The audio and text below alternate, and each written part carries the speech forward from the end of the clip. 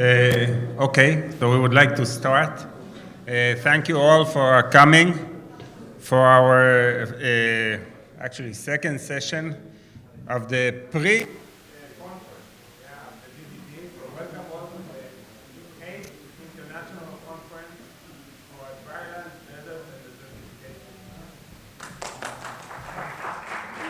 Desertification. So we have over 800 people who registered for this conference for the next 5 days from 50 countries, 50 different countries from the world, and we'll have over 50 sessions. So the program is loaded, and if you look, try and look, when you look in the website, try and look in the program, not in the schedule. We have lots of mix-ups, but more or less it's all the same. I have many thanks to do. We'll do them mainly tomorrow morning. But I would like to thank also today and also tomorrow all the people who helped us do it. So it's Esther, that you were all in touch with, Dorit, the organizer, the head of the company who is producing this, Ilana Saler, our invaluable help in our institute, and Kochi Abu Aron. So I will repeat it tomorrow, and we'll have sponsors and many things to say, but I don't want to talk too much today. So just say thank you, and I will present the director of the Blaustein Institute for Desert Research, Professor Noam Weisbrod.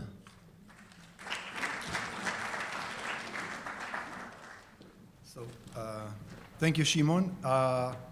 I was also asked to say a few words in the, I think I can call it more official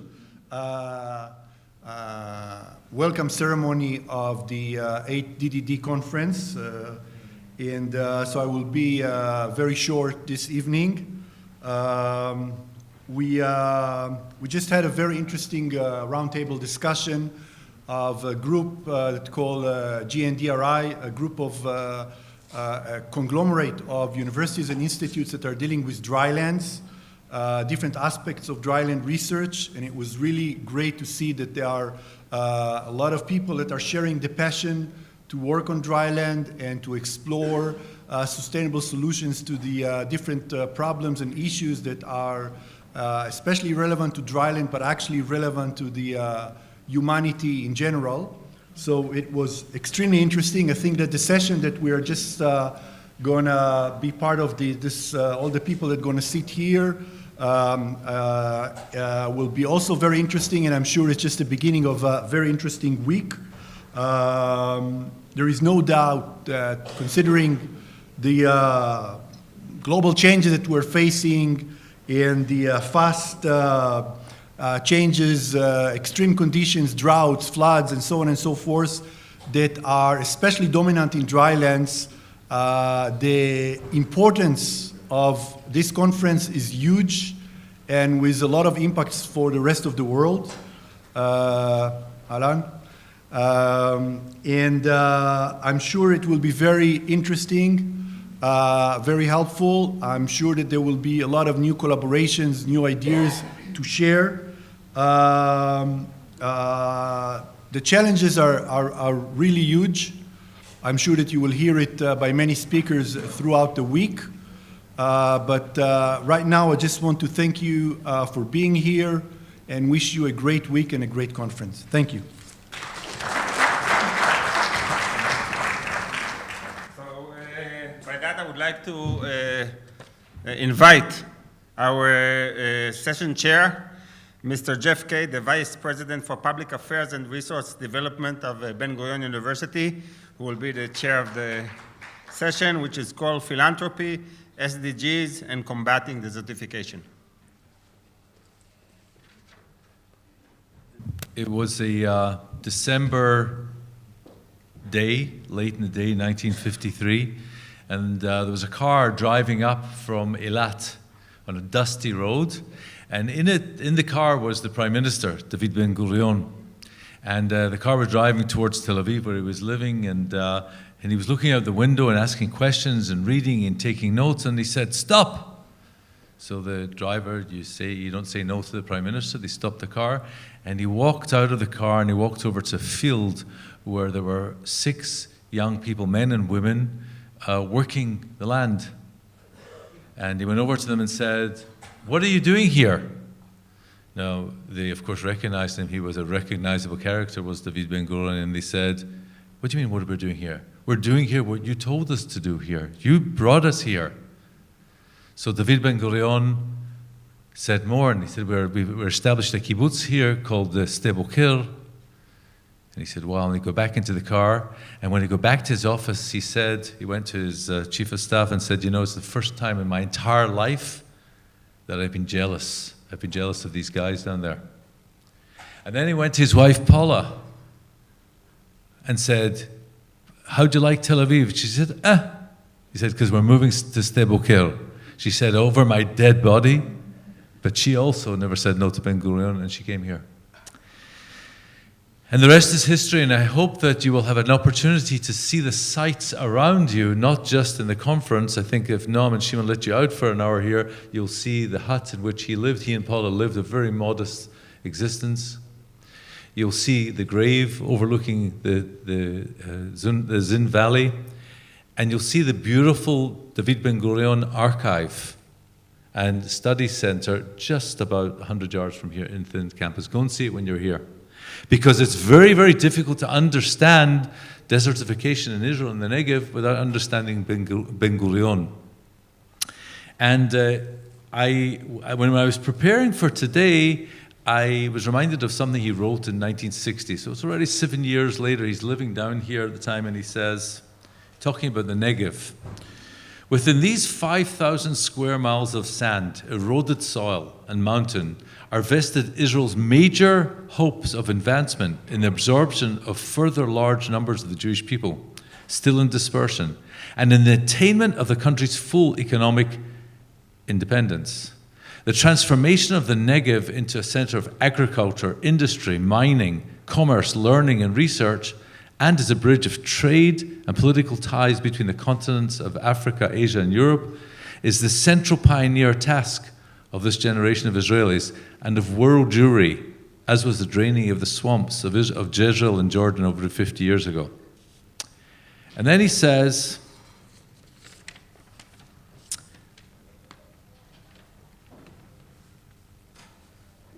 the Negev, in short, is in many respects a small and modest pilot plant in mankind's overall battle against the desert regions anywhere. The universality of the drama inherent in the struggle for reclamation of the Negev wastelands is sharply emphasized by the region's geopolitical position. It is at the crossroads between Europe and 2 vast continents, wherein scores of newly independent nations have embarked upon a struggle to transform their own landscapes, many of them jungle and wasteland, into centers of fertility and of modern societies. And I often think about Ben-Gurion, and I think back, this was 1960, but he was saying these things before and he was writing them. How did he know? How did he possibly understand where we would be in 2022 when people from all over the world have come here to study for the 8th time to study desertification? Actually, last year was on Zoom, so he didn't actually come. But how did he know? How could he see? How could he talk about energy from the sun, desalinating water, growing crops in the desert? How did he know? He was a remarkable man. But the other thing that brings us to this session is he very, very clearly talks about the international challenge, the global challenge. And he talks about the Jewish community, but not just the Jewish community, and asks them to invest, asks them to do things here, asks them to take this challenge upon themselves. He was a doer. He wasn't just a talker. He was a doer. And he wanted them to do as well. And then I wonder whether maybe we failed Ben-Gurion. Maybe we just didn't listen. Maybe some of the trouble that we're having in the moment in our planet, which were probably irreversibly damaging, had we listened to Ben-Gurion, we could have solved some of the problems earlier. And then I look at the world of philanthropy, the world that I'm quite familiar with. And just the United States alone last year, $480 billion of charity was given.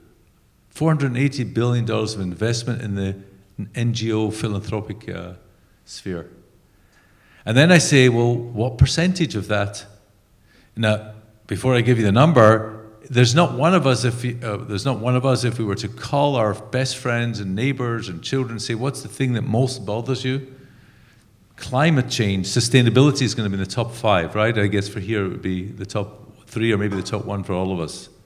So if that's the case, and there's $480 billion of philanthropy, surely the percentage invested in the United States in environment, in sustainability, in climate change is going to be a huge proportion. No. It's $8 billion. $8 billion. It's 2%. And so I take that from a general global perspective, and I bring it here to Israel, and I bring it to the Negev, where we're doing some miracles that you'll be learning about the next few days. But I really want to know is, would Ben Gurion be happy with us or less so? And so as a result, I've got some pretty impressive people who are going to come and hopefully grapple that question.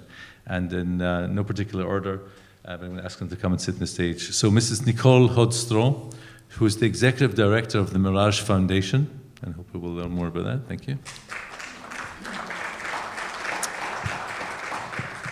Mr. Avi Balashnikov, Chairman in College of Management Academic Studies and the representative of the American businessman Ronald Lauder in Israel. Somebody who I think you all know pretty well, Professor Avigal Vonchak, Professor Emeritus at the French Associates Institute for Agriculture and Biotechnology of Drylands at the Institute BIDR, and Special Advisor to the Bonatera Charity Foundation. And last but not least, Dr. Itai Greenspan, Senior Lecturer of the Paul Bearwood School of Social Work and Social Care of the Hebrew University of Jerusalem.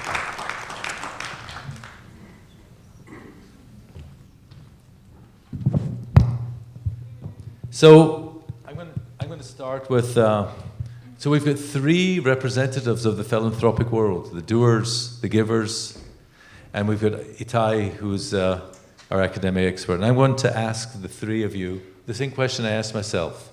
Have we failed Ben Gurion? Is it possible that we could have done so much more had we listened to him and acted and maybe solved some of the problems that he saw in 1953? Please, Nicole. Hi, everyone. Thank you so much for having me. Really exciting to see all the different nationalities of the people here today. I think when it comes to doing, at least in the 20th or definitely in the 21st century, you need a sense of urgency. And unfortunately, it took decades to create that sense of urgency. And when it comes to philanthropy, and we're saying this pie, and you have hungry children, or you have wars, or you have so many other causes, and you have to take that away for climate change, it's difficult to sell. And I think that we've reached a point where we're talking more about adaptation than about prevention, unfortunately. But like your beautiful story talks about how the Negev is really a living lab for desert adaptation. I can share the Mirage Foundation has been working under the visionary leadership of David Mirage for the last 20 years in Israel. And we got into the climate space 2 years ago. And, I just came back from Sharm el-Sheikh, from the COP. And their biggest conclusion, at least from all the conversations I had, was really disappointed. The biggest conclusion is that we won't be able to change behaviors, and countries won't be able to dramatically reduce any of their major targets. So it all comes down to the private sector. And then I come and I think to myself, well, the private sector acts on behalf of markets. So if we can't change behavior, the market won't change. So then it's going to come down to philanthropy. Ultimately, the lesson we've learned is that we need to think about the intersection between philanthropy, private sector, and regulation. And that's what we're doing here in a program called Desert Tech, and I'm happy to share more later on. A couple of examples of the things you're doing. Sure.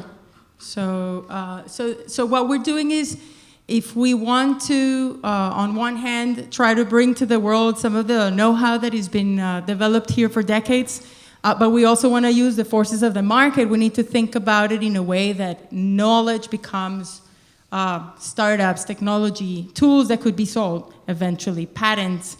So what we're doing, and on the other hand, we also need to understand what are the needs of the industry, because ultimately, industry investors are the ones who will be able to finance some of those developments. So what we did is we established an innovation community. That means we identify what are the main players in this ecosystem, startups, researchers. We work very closely with the Ben Gurion University and the Desert Institutes. We bring together large companies like Netafim or ICL, also regulators, and we start thinking about what the market needs. And what we realized is that the market is not yet saying, oh yes, I need latest technology for the certification. The market is not there yet, so then we have to educate the market. So what we do is a lot of conferences, meetups, very targeted for the needs of the private sector.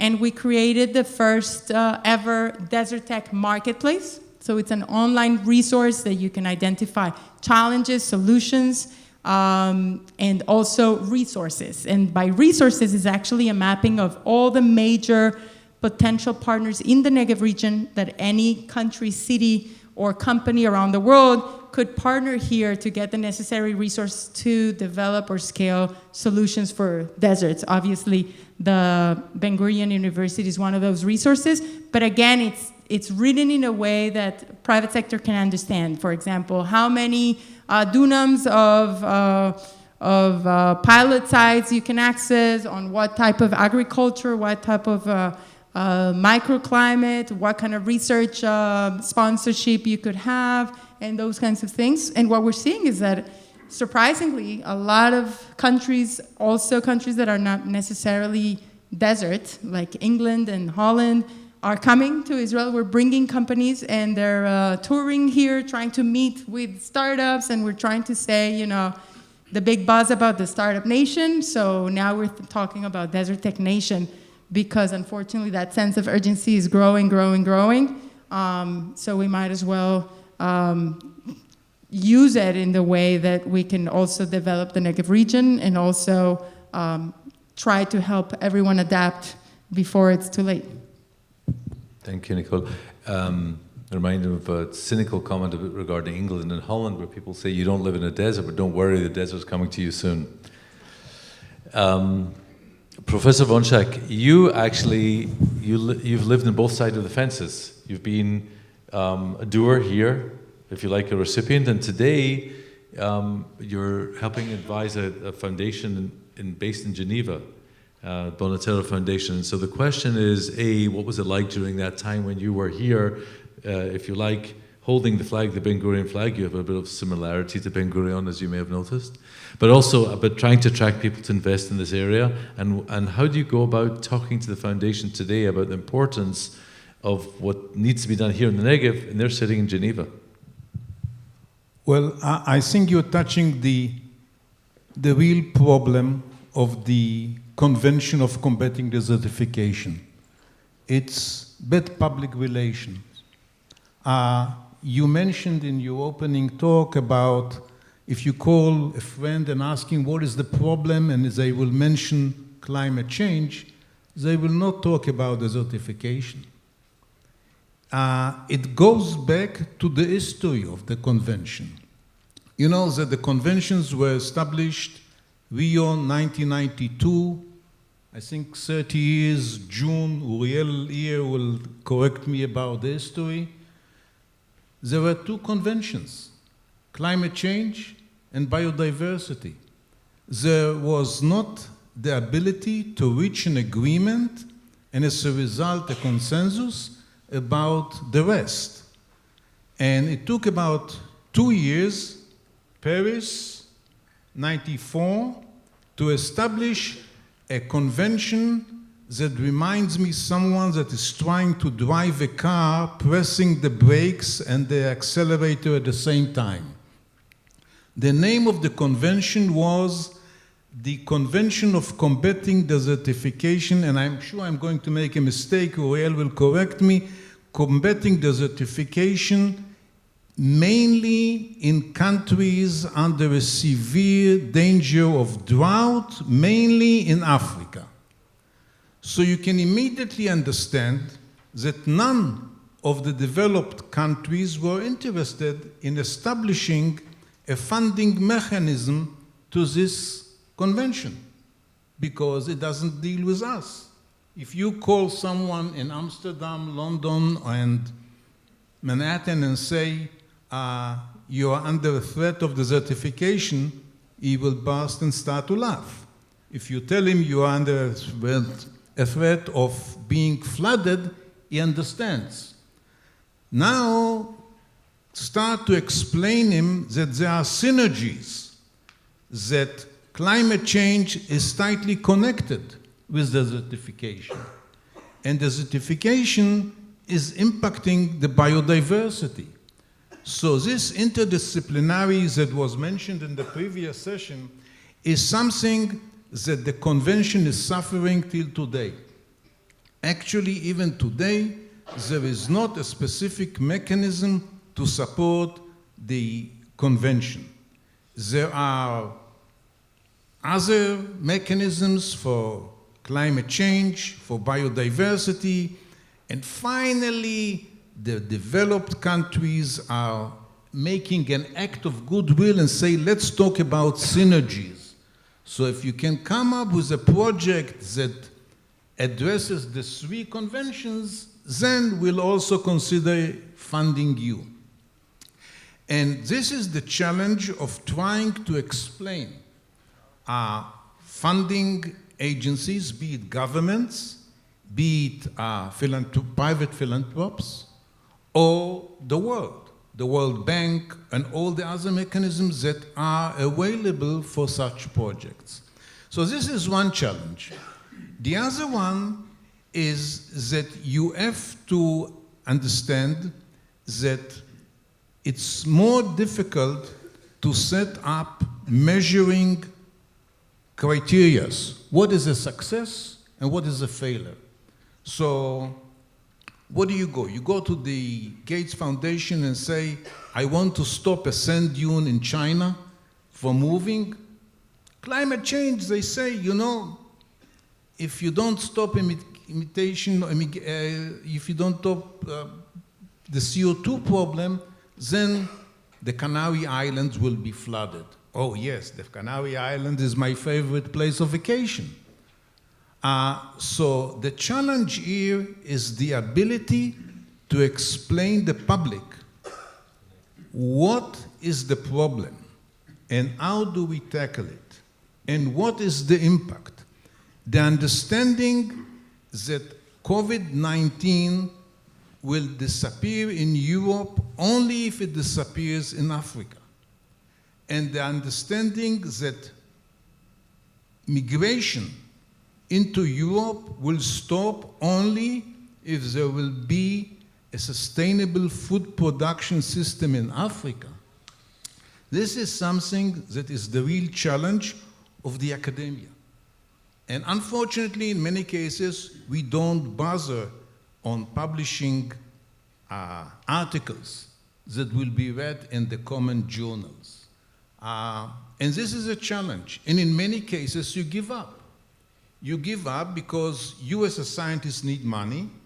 And I know if I have to apply for a project or the Zuckerberg Foundation, look how much the Zuckerberg Foundation has spent in the last 4 years just on CO2 mitigation. Hundreds of millions. How much have they spent on issues related to loss of soil fertility? Nothing. Is it less important? No, but maybe it's because we were not able to explain them the problem. So it's easy to go to a foundation and tell them, we want to set up new greenhouses to grow tomatoes in detached water systems. But to build it into the issue of desertification immediately means that you're losing your case.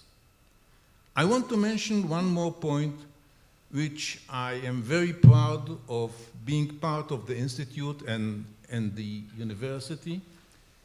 If you carefully look on the conventions, you see that one of the tools of combating, be it one of the three, is increasing the human capacity. And basically, it's education. We heard in January about the master program in Texas. 10 years before you started, we started. We have today an international school for desert studies. Noam, you correct me if I'm wrong, with most likely more than 250 students from 25 different countries. 33. From all the level? 33. 33, you see? It's growing by the time I left. But this is something that basically takes time. It's a long time investment, but it has a huge impact. Coming to Ghana, to Nigeria, or to Myanmar, and see graduates of the school that don't know where Jerusalem is, but know what is Ben Gurion, the university and the grave, not the airport, and know that they can tell you, this is because we have learned something here. And this is a challenge. There are exceptions. Actually, you are sitting here in an auditorium which is a result of a giving of the German government to combat desertification. How many cases like this can we count that actually happened? But this is the challenge, and before putting the blame on all the others, I put the blame on us. It is a challenge. And it is the challenge to present it to the philanthropic community in Israel and to the world, that it's not only climate change, it's the problem of Earth, and there are synergies that if we don't address all of them, we are going to lose it. I wanted to finish in something more optimistic. Wait, I'm an optimist. I don't think I know any more all-rounded generalist than you, Avi. Avi's been everywhere. He was the Director General of our Knesset, amongst many others, and he's head of Israel, of Jerusalem's water authority, the Gichon at the moment. So Avi has a lot of experience with a lot of different areas relevant today.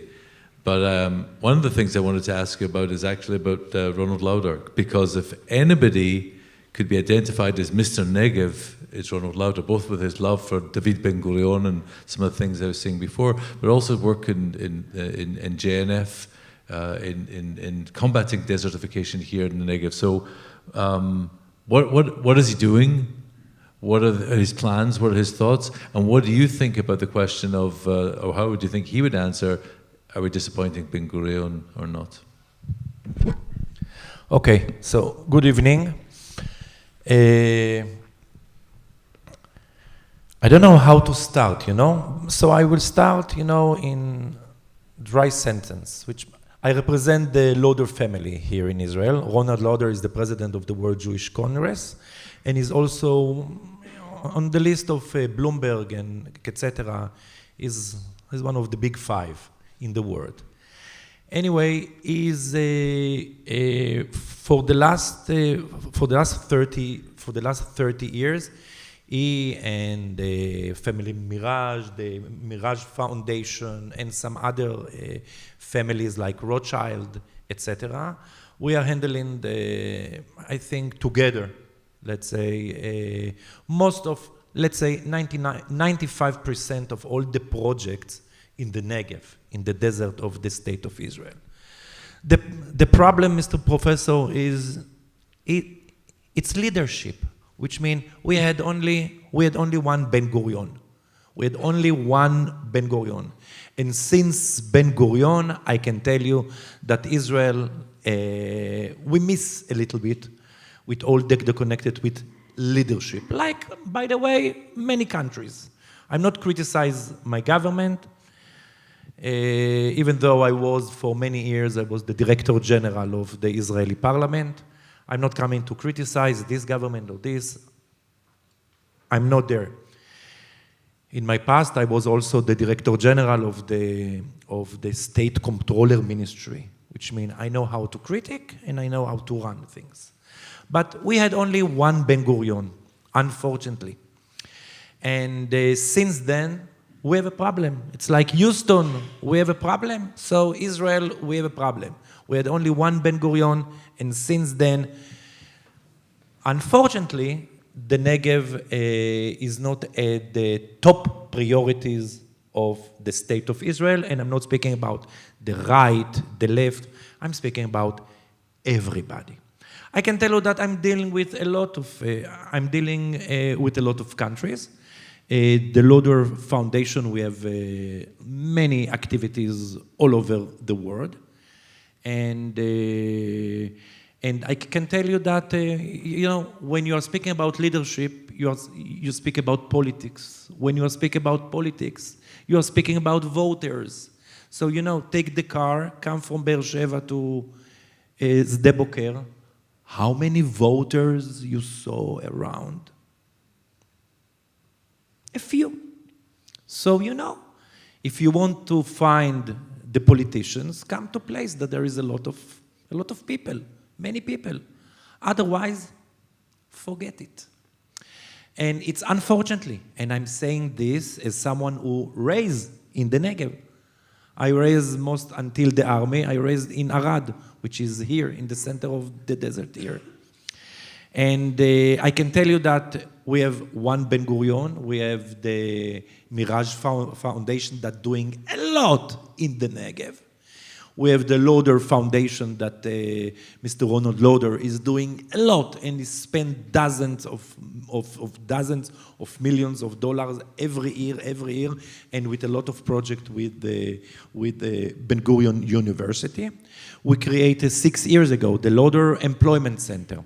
We built it in Beersheba, and it's employment center that we are catching students who are studying at the Ben Gurion University, and we are catching them, and we are taking care, and we try to combine between them and the factories and the institutions.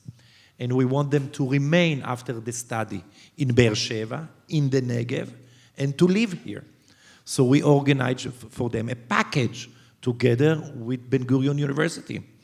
In a normal state, this is the job of university? No. It's something that belongs to government. In a normal days, in a normal country, philanthropists have to do this? No. It's part of the government duty to take care of these such of things. But we spoke before about leadership. We spoke before about voters. And, there is some other things at the priorities of the government. So if you ask me if it's make me sad, the answer is yes. If you ask me if the job of La Mirage Foundation and Lauder Foundation and Rothschild Foundation is to do all what we are doing with our big heart, with the philanthropist heart, we are working there. It's not our money, it's not my money, it's not her money, okay? But if this is our job, the answer is no. But we are making the life for the government very easy. And if you ask me, by the way, this is the opening of this important event. There is someone here from the Israeli government? Who?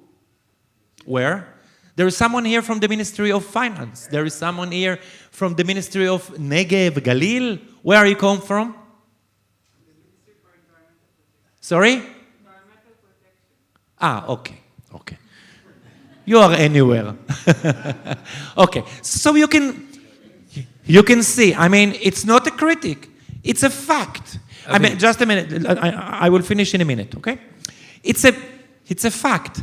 Even in event like this, okay? I took myself, when you called me and say, Avi, I need you for 5 minutes, I said, I'm coming. Because it's my duty, not because of where I'm working. It's a duty as a citizen, okay? But you can see here that nobody even from the Israeli government, okay? Because it's not in the priority. You can see right now there is a coalition talks. People are speaking who will be the Minister of Transportation, Minister of Environment, Minister of Finance. Nobody wants the Ministry of the Negev. Nobody wants. In the end, someone will. In the end, Avi, a question, it will be someone. A question for you. So if you ask me if I'm disappointed, if I feel, let's say, embarrassing when I'm really near to the grave of David Ben-Gurion, the answer is absolutely yes. The answer is absolutely yes. Because I can tell you another short story, you know, that we, in Lauder Foundation, we are dealing in his house, in Ben-Gurion house. We are doing the renovation of the house. He's the leader, he's #1 leader of our nation. And philanthropists need to do the renovation because there is no money in the government to do the renovation of all his books and his house. You ask me if I'm angry? No, I'm not. If you ask me if I will critique my government, no, I'm not. But you ask me if I'm disappointed? A big disappointment. No, the question is whether David Ben-Gurion would be disappointed. It sounds like he would be. Dr. Itai Greenspan is probably, I think, the leading expert in this area of philanthropic investments in the area of environment and sustainability, and did a lot of work in that area. So what does the academic statistical picture look like? And then we'll go back and see if we can have some optimism here. Shall I go from there? Or? Whatever suits you best. Okay, I'll go. Quickly go. You have a presentation? Few slides are shown up to me. Okay. So I just want, it's a more kind of points for conversation. So good evening and thank you.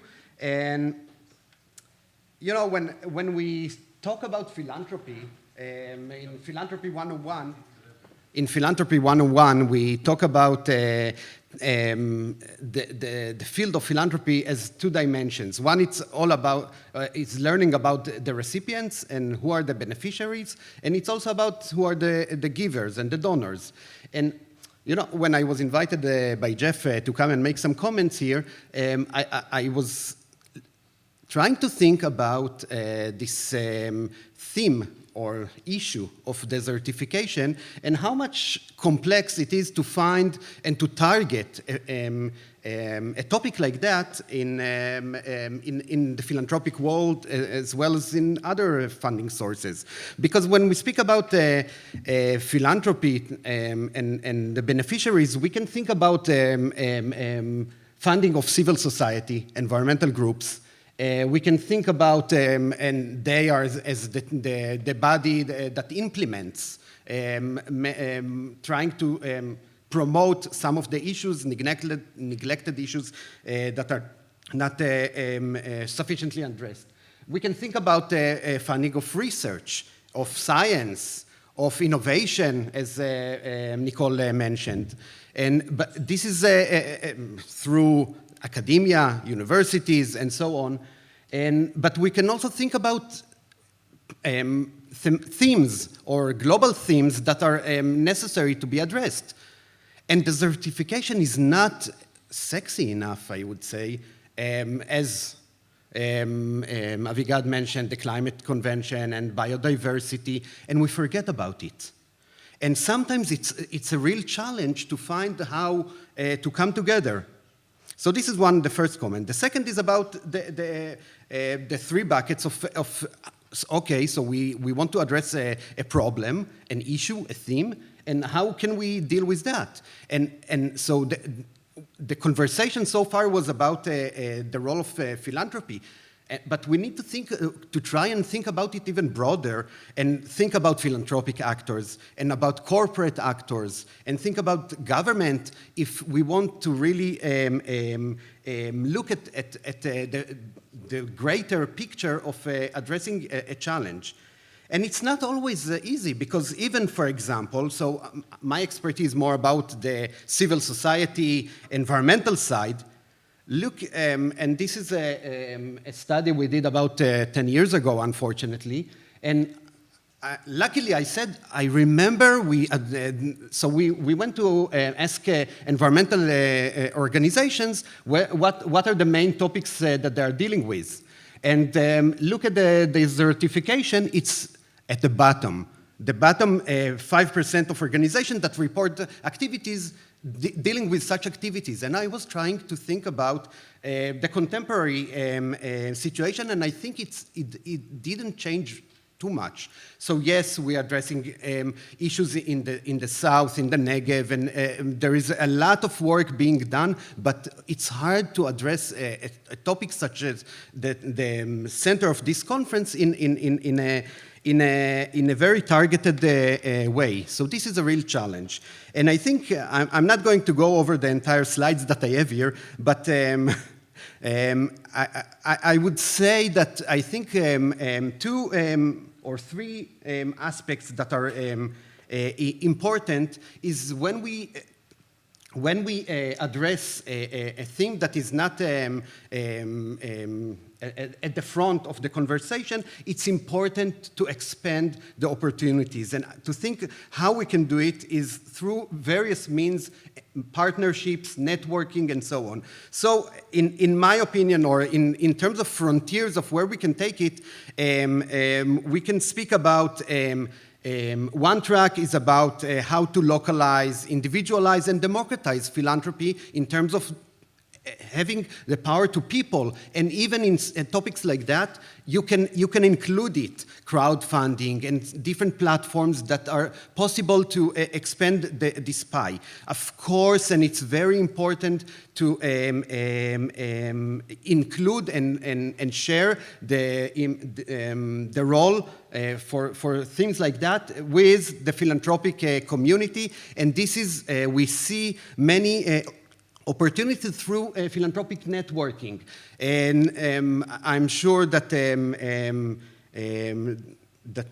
Mirage and I'm not sure about Lauder is part of the Green Funders Forum. It's a initiative that supports and try to support new opportunities and networking and collaborations and partnerships among donors, donor-advised funds, encouragement of new players, because there was a life cycle for foundations. Some of them have invested about 15 years ago, and there was a relative period of I call it the lean decade of philanthropic involvement, and only now in the last 2, 3, 4 years we see a rise again, and this is very important. So this is a second point, and I'll stop after the third point, which is about the partnership, some thinking about opportunities with corporate funding and philanthropy, some social enterprises, and how corporations from Israel and also outside, it's some players might see it as problematic, as greenwashing and so on, but corporate, to some degree, are important in expanding the opportunities and partnerships and networks that the philanthropic world can address challenge and issues like that. If maybe later I'll add some more points, but I'll stop here for now. Thank you, Itai. Thank all of you. So the question that was occurring to me as I was sitting listening to Itai is, if we know, and I think all the people here, and certainly all of you know, that this issue of desertification and climate change is a real issue. It's going to be, it's going to affect us, it'll affect our children, it'll affect our grandchildren, and there's no signs that things are going to get better. And I think what you said before in terms of adaptation as opposed to prevention is probably a real sign of the times. Maybe we can impact governments, Avi, maybe we can't, but at least us sitting here, and maybe some of the people here can impact philanthropy. And if the percentage of the investment currently in the United States, where I think climate change has become a very, very topical issue or front of mind, as said, we're talking about 2%. What can we as a group of people do to take that 2% and increase the market share? What are the conversations we can be having? Where can we be having? And I'll end with a further question, which you can answer now or a little bit later, is do we have reasons to be optimistic? Is it possible that 10 years from now, the 18th conference, we could sit here and say, you know what, we pointed out something 10 years ago and we've actually improved? So, please. Maybe I'll start. So I'll start by saying that we have no choice but to be optimistic, because we're in the business of social impact. And if we don't believe that our work every day is going to have an impact, then we have to change and maybe move to Wall Street or something, which is a more secure investment of our time. So we have no choice but to be optimistic, and I believe we will be able to make change. I very much agree with what you were saying, Professor, on the interconnectivity of all and the impact that changes in Africa or countries that are suffering the most from desertification will have on the Northern Hemisphere eventually. I'll give a small example. You mentioned the UNCCD. The reason I was in Egypt last week or 2 weeks ago was because we were launching a very special project. For the first time, our program Desert Tech will be, you mentioned capacity building, human capacity building. So what we're going to do in partnership with the UNCCD is there's an initiative called the Great Green Wall. Maybe some of you know about it in Africa. And for years and years, they've been trying to find solutions to bring green jobs and food security and fertility to 11 countries in Africa, in the Sahara region. But they haven't seen much development as far as I've heard. What we want to do is to try to combine some of the solutions that we know here in the Negev, Israeli technologies on solar energy, anything that has to do with soil degradation, water scarcity, solutions for all these programs, like extreme temperatures on agri-tech, water. But to do that, there's no, it won't be effective if we just say, oh, here, there's all these Israeli technologies, or come here and try to purchase these technologies. It's just not going to work. So what we're trying to do is we're going to do an online session of needs assessment on a technical level. We will work with 33 representatives from 11 African countries on how can they identify what are the most striking, salient needs when it comes to technologies, or when the solution is the technology, but needs on the ground, and then try to see what kind of pilots work, how do you recognize pilots that could work or not, and then in the end, we're going to bring all these 33 representatives to the Negev to meet people like you, and we'll also create one-on-one meetings with startups and industry, and we hope that after a more serious needs assessment process, then the matchmaking and the implementation will work, and we'll leverage the potential of the UNCCD, the convening power of the UNCCD to attract investors. We're hoping that impact investors, once they see that there's Israeli technology, a very systematic process of needs assessment and a very concrete solution, they'll want to invest. I'm hoping that this will lead to more and more successful pilots that could be scaled. The question, the 33 NGO, 3 representatives, from how many countries? 11. And are these countries that all have diplomatic relations with Israel? Oh, so that's the other wonderful news. Some of them don't. And when we went to present, it's 11 countries, so it's 3 representatives per country. And these representatives, we call them innovation leaders. They could be decision makers, they could be engineers, they could be people on the social, environmental impact side, but people that can ultimately come back to their countries and take decisions. Otherwise, it won't move. And some of the countries like Mauritania, we don't have diplomatic relations. And it was really exciting to see when we were there were 4 or 5 ministers that came to listen to us. The next day, we had already 25 people registering on our call for participation. And we already we didn't even think of that. We need to see how we're going to be able to bring some of these representatives because they don't have relations. And so the byproduct of this is that we have, climate diplomacy, a new challenge that can help create relationships from the bottom up. So it's really technology would be in the headlines as opposed to some of the less popular matters relating to Israel. I mean, what's important is if this technology can actually save lives, then we hope that's going to be on the headlines, how we can really see the desert bloom in African countries, and then we'll be proud of doing this job. Okay. So, Next, Abby? Or either is man. Abby. Oh, I mean, if I have to start with the bottom line, maybe the challenge is to hire a good PR company that will try and sell the issue of desertification to the philanthropic community. I mean, I'm coming from the life, from the side of a beggar. So it's always a very interesting lesson to get when you come to a philanthropic foundation and asking for support. One thing that I've learned is they don't like you to look miserable. It's interesting. You would expect that the miserable you are, the more you need. It doesn't work. The International School for Desert Studies is started with the vision of Shimon Peres, bringing here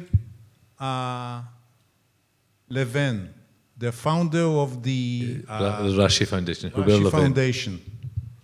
It was August, a sandstorm. The guy lands here after being dressed in Nitzana with children waving flags. He lands here, and someone gives him a speech at an empty plot saying, here we are going to establish an international school for desert studies that will address the issue and bring people from all over the world fulfilling the vision of Ben-Gurion of being light to the nation. The guy nods in his head, gets back to the helicopter, and tells Asher Ben-Natan, who was following him, the way those people look, and Shimon Peres was trying to convince him to give $50 million for the school. He said, the way those people look, if I give them $5 million, they will not know what to do with it. And it's gone. We needed 5 years, a charming lady from Geneva that just lost her son in the Peace Force in Africa, coming to visit Sde Boker, and it was also a hot summer day, and this lady dressed like a Geneva lady in white, and suddenly from out of one of the rooms is a group of students that were here in a training program. And she said, who are they? And she was fascinated. And she made a commitment to establish the school, and this is why the school is called the Albert Katz International School for Desert Studies, named after her son. So sometimes it's luck. It's the right person to meet the right vision and the right mission. Yes, we appreciate, as someone who lived in the desert and in the Negev, we appreciate very much what the Lauder and the Mirage and all the others are doing in the Negev. This is not necessarily combating desertification. Not that it is less important or more important, that's okay. But we have to realize that we have a big challenge. And if you ask me if Ben-Gurion would have been disappointed, yes or no, the obvious answer is I don't know. But, at least in the part of being light to the nation, I think we actually fulfilled this vision. And even with the story of which we just heard, realizing that between people and problems, it is easier to build bridges. Uriel, that is sitting in front here, was involved with me in a project 20 years ago funded by the Brookings Foundation, a combination between Rothschild and the president of the World Bank at that time. Also, I think he was Jewish. And you know what? We were coordinating the project. You know what was the major problem for us? I know how to get a visa to a Palestinian student from Gaza and from Jordan to get into Jerusalem. But we did it. And it was because a commitment of the philanthropic side and the commitment of the scientific part. And we have to understand that it's going to be a long, long walk. And Nicole, we should not give up. When you have problems with the visas, let's contact Avigad. He knows how to solve these problems. Avi, first of all, I think you're right, and that's our experience, that when people come here and they see the incredible work being done here by Noam and the staff, it's their hearts open. They see that the impossible has become possible. And I encourage you to go and see Professor Aaron Phaeton of his vineyards just beyond the Ben Gurion archive, and see how we're able to create something from nothing. So, but when people come here and they see things, they fall in love, and I think you're right. They want to participate. But Avi, my question to you is: so Mr. Ronald Lauder and other people, they're in the United States, they're at a conference, they're in New York or Los Angeles, and they're dealing with all the problems of the time. And he's the Meshugah for the Negev. He understands the importance of taking these sands and growing things in you. How does that conversation bring more people to say, I get it, I'll come do something without physically being here? Okay, so I can tell you that first, thanks God that there is philanthropists in Israel. If I can see Israel without the philanthropists all around, not only in the Negev, you can see it in Tel Aviv University, Jerusalem University, Haifa, the Technion, etc. Without the philanthropists, without the warm Jewish philanthropists, I mean, it will be black picture. It was black picture. You can go into Ben Gurion University, every building, it's on another name, which means you didn't see even one building that it's, let's say, donated by the Israeli government. Zero. I can tell you, I'm sitting for the last 8 years at the board of the Technion, okay? I'm chairman of the biggest college in Israel. The Israeli government is giving to the university and to the college. You know, zero. But we are not speaking about this, we are speaking about here, okay? So, if you ask me if I'm optimist about that a good Jewish philanthropist will continue to support great initiative, okay, here in Israel, especially in the south, in the desert, especially to Ben Gurion University, the answer is yes. I'm very optimistic. You know why? Because I think that, by the way, you are the only university in Israel, I think, that dealing in real with the climate problem. You are the only one. You are the only one.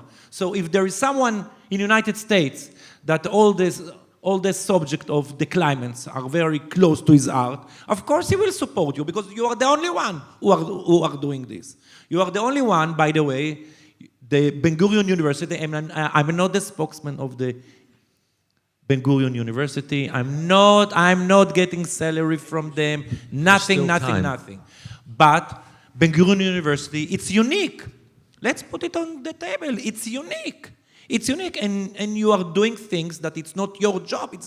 It's the government job, but you are doing this because you have responsibility. Because the name of Ben Gurion, it's on your draft, on your soldiers. Which mean this is a fact. So I'm optimist. I can tell you from the side of the state of Israel, I'm not optimist at all. And I'm telling you this with a big smile. I can tell you why.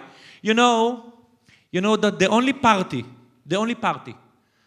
that mentioned climate's problem, the word climate, weather, was the only party that didn't pass in the last election, which means there was a party that very important one, okay? Human rights, climates, let's say all the environment issues, they are not exist anymore in the party after 50 years. Nothing. There is no party in the Israeli parliament, and I can tell you this because of I used to run the parliament, okay? There is nothing, no party that mentioned the word environment in the ideology. So you ask me if I am optimistic, the answer is no. Just a minute, I can tell you another thing. You know, the most important things to the Ministry of Environment, Ministry of Environment, Chief Scientist, you know, the most important things that gave a power to the Ministry of Environment, it's the Green Police. And you know what is in the coalition agreement right now? The Prime Minister is going to take the Green Police from the Ministry of Environment and give it to the Minister of Police because he said, it's important to me to deal with the Bedouins. Okay? So, the Green Police right now have a new job, not to deal with the environment anymore. It's not important. We need them for the Bedouins. Okay? So, you ask me if I'm optimist? No. You ask me if I love my country? Yes. This is why I love this guy. This is why I invited him. But you know, it's academic forum. We have to say the truth, right? Itai, he's a good one, right? Itai, I want to ask you a question. And I want to take Abigad's thing of PR. Maybe we need to hire a PR company. When I was a young student, I examined all sorts of things, including the Maslow pyramid. And the Maslow pyramid was very simple for a simple person, me, that said that if something is existential in nature, you're going to pay attention to it, because if you don't deal with what's existential, then you're not going to get to the next level. Is environment, is food security, is water, is air not as existential? Would Maslow not say, guys, this is what you should be looking at, and therefore philanthropy would pay attention? So I think the main issue with the environmental problem generally, the climate crisis, is lack of awareness. And even when awareness does exist, there is a tendency to somewhat continue lifestyle and business as usual on different levels. Some would say because they expect it's an issue of efficacy. They don't believe the individual can make a big difference and change, and so they expect governments to act. But I think there is room for both action from below. And so this is the activism, the role of civil society, and the role of experience, of local experience, local knowledge, and so on. And at this point, I think really, like, I listened to the distinguished philanthropic representatives, and I say this is exactly where they fit in. They fit in very much in these in efforts to collaborate and partner with visionaries and experts and researchers and civil society and NGOs, and think about how to expand the pie to increase opportunities, not only not instead of government role, but on top of that. So you mentioned innovation, it's critical. You mentioned pilots You mentioned risk-taking. This is all where the role of philanthropy fits in a way, come back to answer your question about meeting the basic needs, because this is basic. This is about our life, and this is our future and future generations. And I really believe that this collaboration and partnership with civic actors is a way to move forward with in that sense. Thank you. We've got time for one or two questions. But wait a minute, a second. Hold it. One sentence that you will feel better, okay? Even the parliament in Israel, philanthropists, the Rothschild family gave the money for the building, which is okay. It's a nice building. Okay, we've got time for one or two questions from the audience. And just raise your hand. Okay, so we'll take this young lady. Do you want to come and use the microphone, or can you yell? Can you shout? No, come take the microphone. Okay. Just introduce yourself. Hello, my name is Kainin from China. Now I'm postdoc in the institute. Thank you for the interesting talk. And I feel like from the discussion, I feel like there is a, there is a gap how to deliver the value to both public and government. So I was very impressed by the story about Albert, our dad's study. The establishment was named after a lady who lost her beloved son. So it makes me thinking like the power of storytelling is really can influence the both public and also the donors.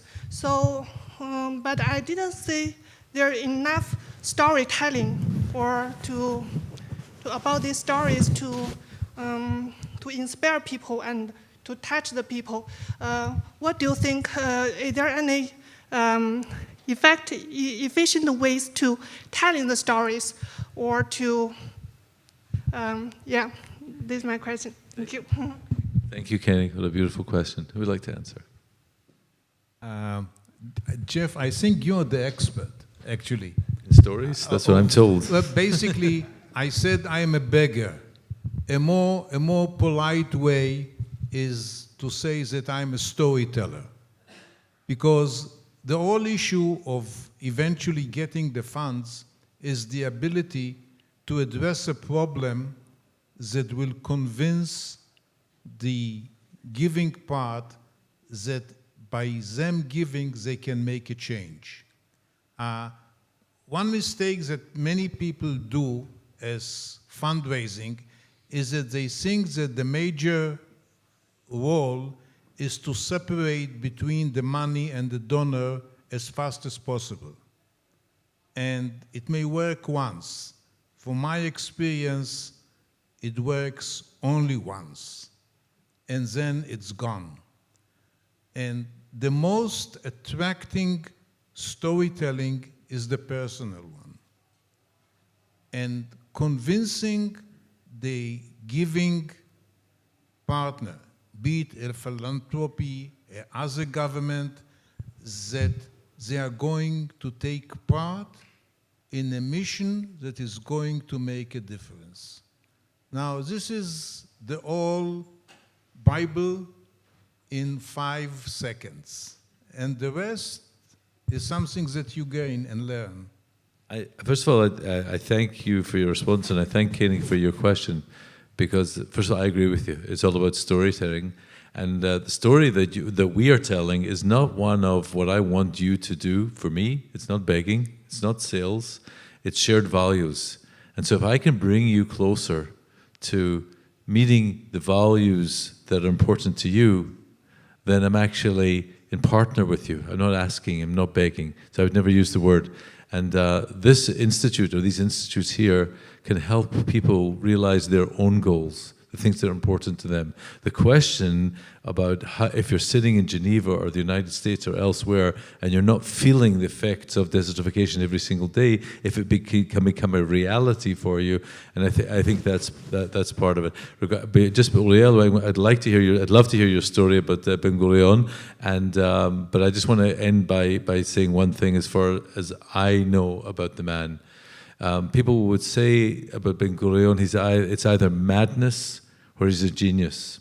And many of the things we see around us, including this incredible university, this campus, is a sign of what was perceived as madness, but actually turned out to be genius. So I think we have to continue believing. We have to be absolutely determined to succeed in our mission. Otherwise, we won't succeed. And thank Nicole for your the wonderful ideas. And thanks Avi, and thanks Avigad, and thanks Itai. Some of you came all the way from Jerusalem.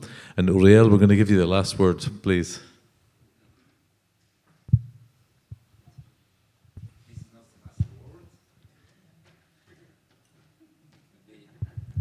Will be very short. Ben Gurion came here very many years ago when I was part of this institute. And I went with him to the whole area and in the gardens around here, gardens. And I explained to him, and he was very interested, what the desert is. I told him how great we, Israel, are that we have this desert. And he said, how come? And I explained to him that this is a desert that is unique among all other deserts in the world, in many issues. And it was a huge trail of ideas how the desert is actually it's a gift for Israel. And all the time when I was talking to him, he said, wow, yes, great. And that's it.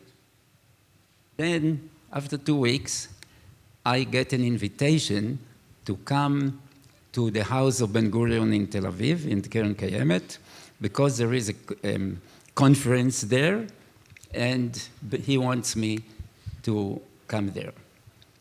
So I came, and I sit like you sit, and see and hear what Ben Gurion says. He said that, you know, a few days ago, the army took me on one of the jeeps from here to the Negev, that I will see the Negev. And I was very, very glad. So we start to drive, and then we enter to the Negev, and I see the sands and the cliffs, that the height of the cliffs and the huge areas with sand only.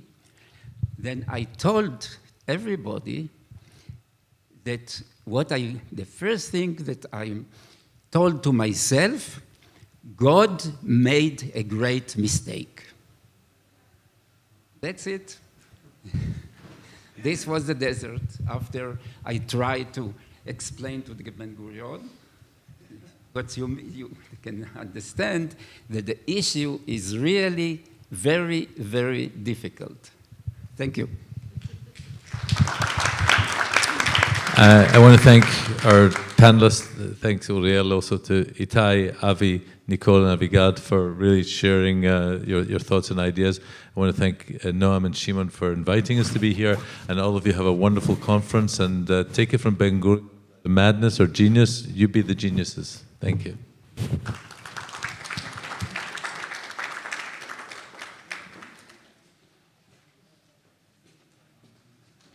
So really, really thank you, Jeff, Avigad, Nicole, Avi, for this inspiring session. Now we are going to have soon our keynote speaker. But before that, I just want to give some notes and also invite. So just some notes for people who are here. So after the keynote talk, we'll have a cocktail dinner in the agriculture building. And the people who are not staying here, the transportation to their hotels will go out next to this auditorium, okay? Around 9:30, or we will say around 9, okay? Tomorrow morning, the transportation to here from Kedma is 8:30, okay? Talks begin at 9. I'm reminding you that there is activities in the morning for anyone who wants to do activities. Every morning there's a different activity. So tomorrow it is sports on the cliff or something like that. So you are welcome to join 6:30 to 7:30 if you are early bird. And if you want to come from the other hotels, we have also transportation at 6 a.m. So that is that. The other thing is, please register to the tours. We have on Wednesday 8 different tours, okay? 8 different tours with different topics. We are really welcome you to do that. And now I would like, before I invite our keynote speaker, I would like to invite the lead scientist of the UNCCD, Dr. Barron Orr, to give a few words, very short.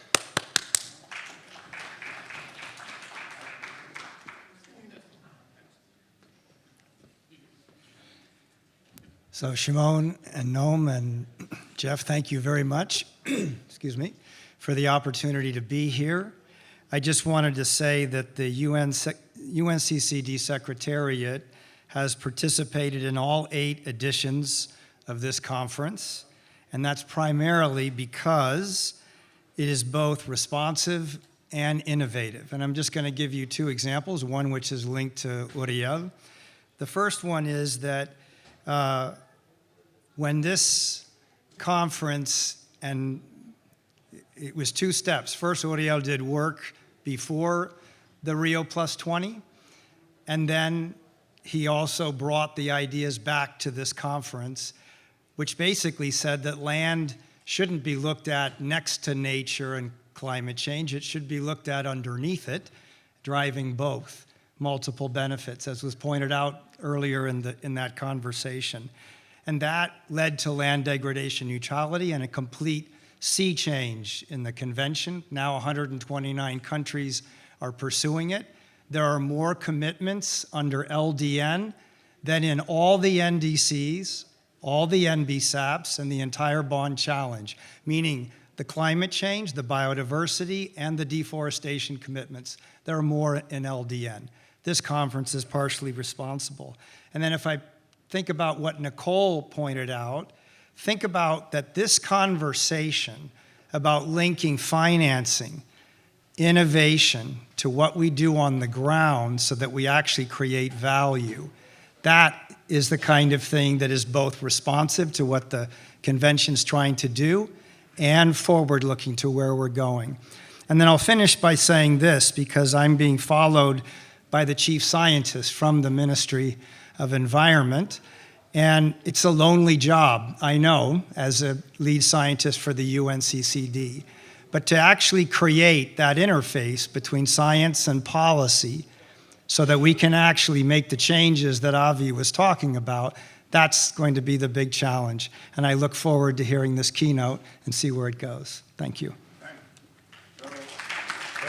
Thank you very much, Barron. And really now I would like to invite the Professor Noga Kronfeld-Schor, the Chief Scientist of the Israel Ministry of Environmental Protection, that will give us a talk about adapting to global change and Ministry of Environmental Protection perspective. So I'm not sure. I'm really excited to give a talk here. I studied here in high school.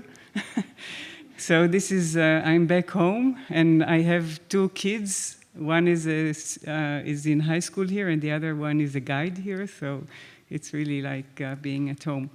I'd like to take the opportunity that I have the microphone and just comment on the panel that we had here before and say that I actually think that climate change is an opportunity for desertification and for biodiversity. The fact that we have climate change on the table allows us to push forward also these topics. And I actually think that it's not an issue of increasing the exposure of desertification.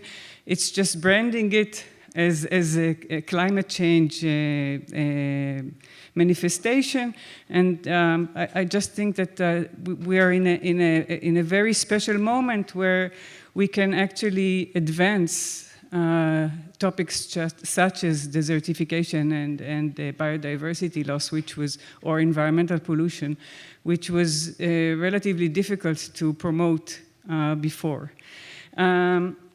So I'll start with some I hope, obvious slides. I'll just, one more thing I wanted to say is that until almost 2 years ago, I was a full professor at Tel Aviv University at the School of Zoology, and I actually decided... Sorry, keep going. לא רואים טוב? לא עשינו share screen? Yes. Okay.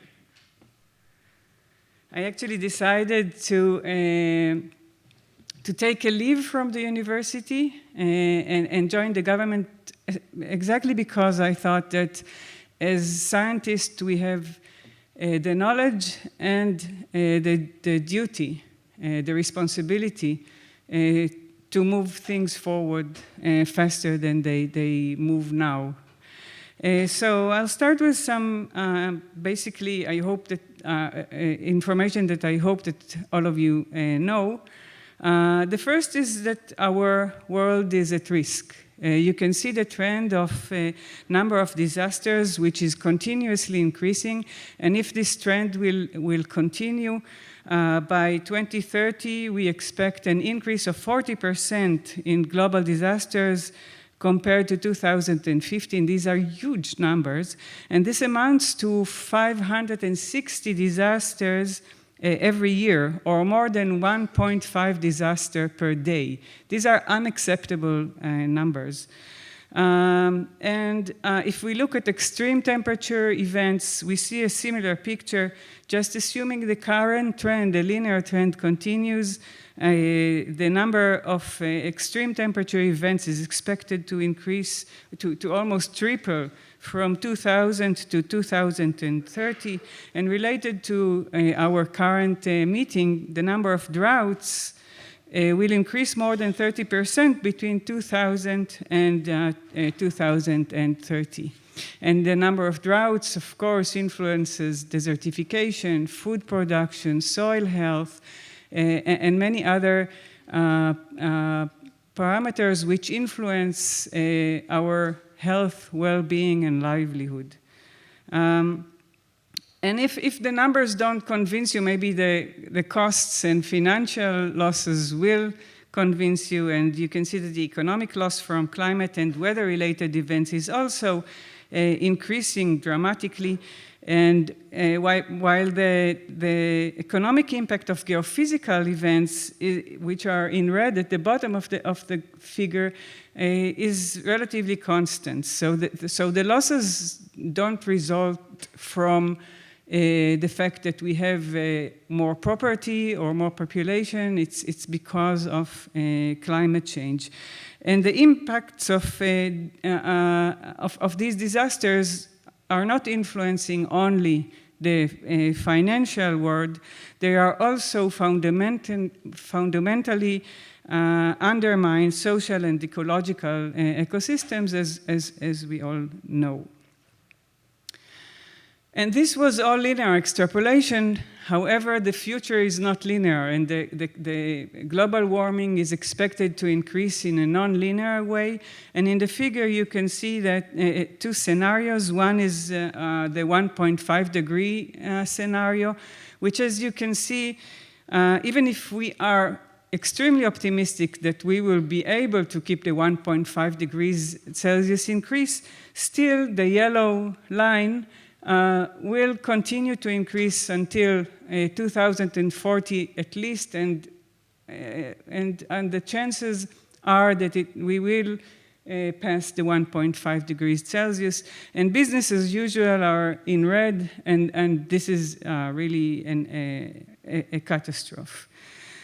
So the fact that even if we are to implement all the nationally determined contributions to climate change, move from producing greenhouse gases to using renewable energy, reducing the greenhouse gas emissions in a very extreme way, we still have to adapt to these to the climate change risks. And this means, and this was actually a major issue in the COP26 meeting in Glasgow, where they decided that on top of investing a lot of money in mitigation, we also have to start investing in adaptation. And we are not on track to achieve the Paris agreements, and you can see here that policy responses are still considered not in scale to prevent extended damage globally. And these are the COP27 NDCs, nationally determined contributions, and Climate Action Tracker is a group that I recommend to you to follow. They actually analyze climate change commitments of the different countries and what the results will be. And you can see that by the commitments of the countries in 23, in the last COP in Sharm, we're heading for a 2.4 warming, which is far above the 1.5. And as I said, this is from November this November 2022. And if you watch the climate tracker results from COP96, it's exactly the same. So if these numbers look familiar, it's because nothing changed. A year passed and nothing changed. So we are not on track. In fact, the Intergovernmental Panel on Climate Change divides the climate risks into 5 reasons of concern. The risks to unique and threatened ecosystems, the risk associated with extreme weather events, risk associated with uneven distribution of impacts, risk associated with global aggregate impacts, and risk associated with large-scale singular events. And compared to the previous IPCC report in 2014, all 5 reasons for concerns increased from high to very high and at a lower global warming rate, which means that climate risks are higher, they last longer, they occur both sooner at a larger scale than previously predicted, and the effect of each degree is higher than expected and what was expected in the AR5.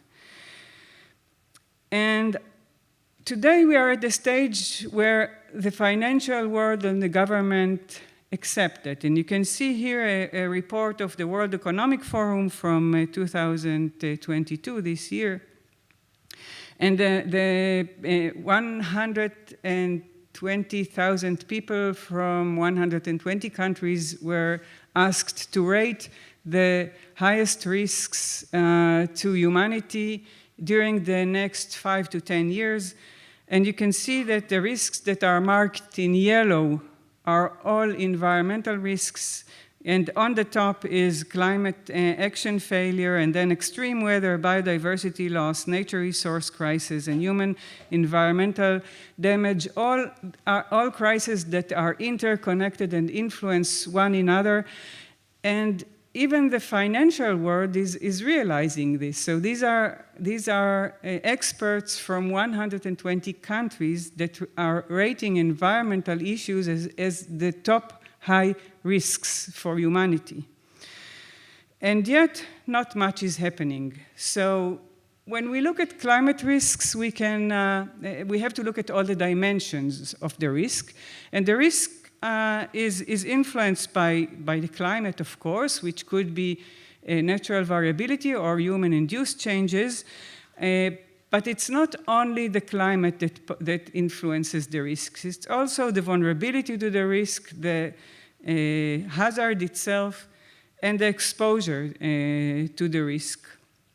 So we have to understand all the dimensions of the risk in order to reduce the risk. And even that is already clear, and we know what we need to do. We know how to reduce, what are the actions that are needed to reduce the vulnerability, to reduce the exposure, and to reduce the hazard itself. And yet, the report from this year of the UN Risk Assessment Report concludes by saying that we are doing too little and too slow, and the climate adaptation failure puts the world at risk. So what's wrong? How come we are unable to take these actions that are already on the table? And one of the reasons is that climate risks on all of its dimensions are variable both in time and in space. And to take action, we need high-resolution information, including the hazard itself, the exposure to the hazard, and the vulnerability. And when a decision maker is facing an issue, he has to know what is the exact risk that he is facing and why these risks, and what are the causes of this risk. So realizing this, at the ministry, we decided to start developing a national climate adaptation portal, which will support decision-making for a more resilient future. This is a project that we are pushing forward in collaboration with a company called Tomorrow.io and 4 young Israelis that have a startup company. It's an Israeli-US company, and it's already a unicorn, which means it's worth more than $1 million. And what we are trying to do is optimize climate change adaptation decision-making across all sectors and use cases, from municipal planners to operators. And the rationale is that when we will have accessible knowledge on climate change exposure, sensitivity, adaptive capacity, and vulnerability, we will be able to build useful and efficient adaptation plans and move into action. And the model is, the issue is that much of the information is already available, but it's spread on different ministries and sometimes on the public market, sometimes in local municipalities. Some of the information is missing, and it's really difficult to collect all this information. And also, if you're already collected all this information, you have to analyze it and make it accessible to people who are not expert in this field, and there are many expertise that you must have in order to analyze the data. And then there are information gaps that we have to cover. So our idea is that for a decision maker, we have to look at vulnerability. We have to map vulnerability to different climate change aspects. And the vulnerability, and developed indices, and the vulnerability is the product of the exposure times the sensitivity and divided by the adaptive capacity. This is a very naive and simple equation that we just decided to use in order to show that this can actually work. And the product for decision makers will be high-resolution vulnerability index maps, including IPCC scenarios-based vulnerability forecasts. So just to give you a notion about the vulnerability indexes, so this is an example for the heat load vulnerability indices that we are developing. So the vulnerability can be economic, health, mission continuity, environment, but also other types of vulnerability. We are now starting a collaboration with the workforce vulnerability, for example. Sensitivities could include the population density, land use, street walkability, age distribution, people with disabilities, and the adaptive capacity includes shading, tree cover, green spaces, water for nature, etc. And just to show you, so we started developing a minimal viable product for this portal, and we already have some really interesting results. So floods vulnerability, for example, again, will include economic health, mission continuity, and environmental vulnerabilities, and adaptive and sensitivity could include also basements, for example, which wasn't included in the heat load indices, and main roads that may be flooded and undermine mission continuity, etc.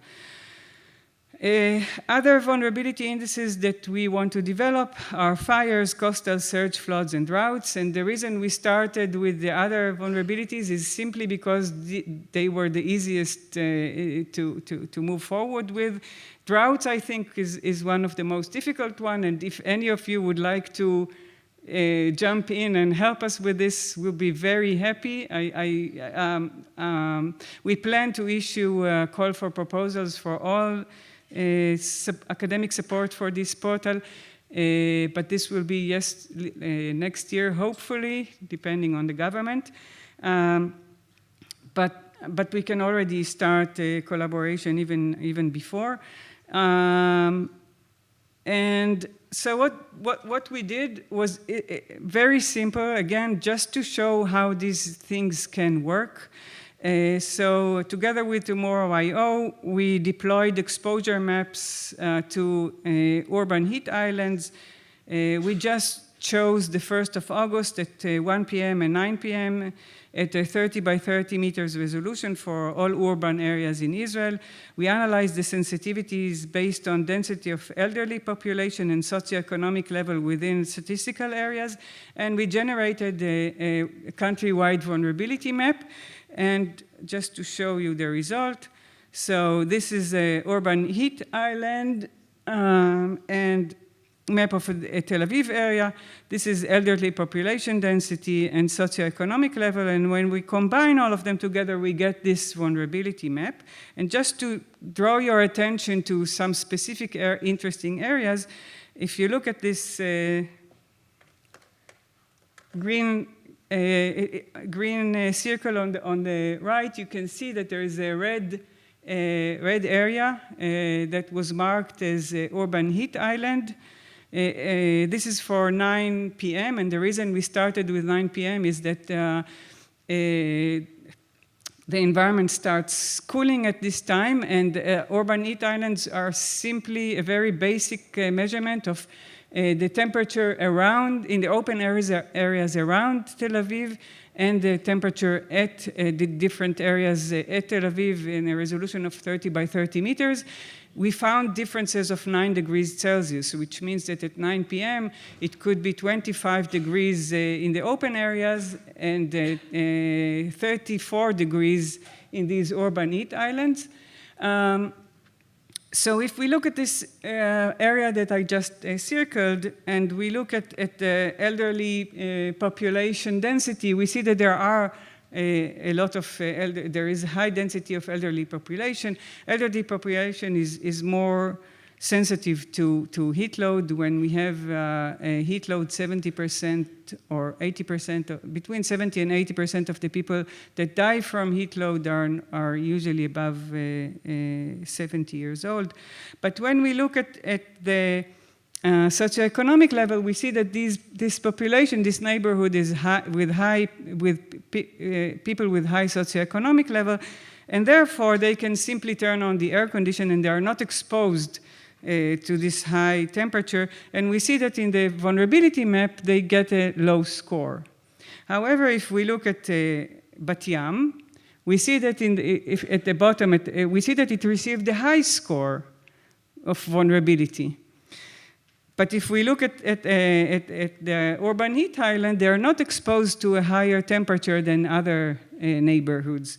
However, we see that they have high percentage of older population and at low socioeconomic level, which means that they might suffer from energy poverty, and therefore they might be more vulnerable to climate change. And we see a very similar picture when we look at Jerusalem. Here is an example of Jerusalem, and we can now dive deep into different areas, different settlements, and actually set priorities for helping these populations to increase resilience to climate change. So we did the same with flood hazard vulnerability maps, and we deployed exposure map with various return period scenarios for pluvial, which means surface floods, and fluvial river floods perils at 20 by 20 meter resolution for all the urban areas in Israel. And again, we analyzed sensitivities based on density of elderly population and socioeconomic level.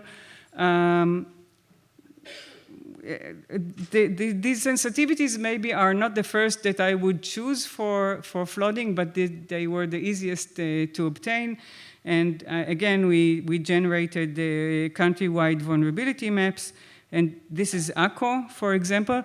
And after talking with insurance companies, we decided to divide the flooding scenarios to up to 50 centimeters and above 50 centimeters. And the reason is that when the flooding is above 50 centimeters, it reaches the power sockets and the tables. And in terms of insurance, it's a completely different risk. So if the water level increases above 50 centimeters, the value is several times higher. And you can see that there is an area in the middle, on the right, where water levels are high.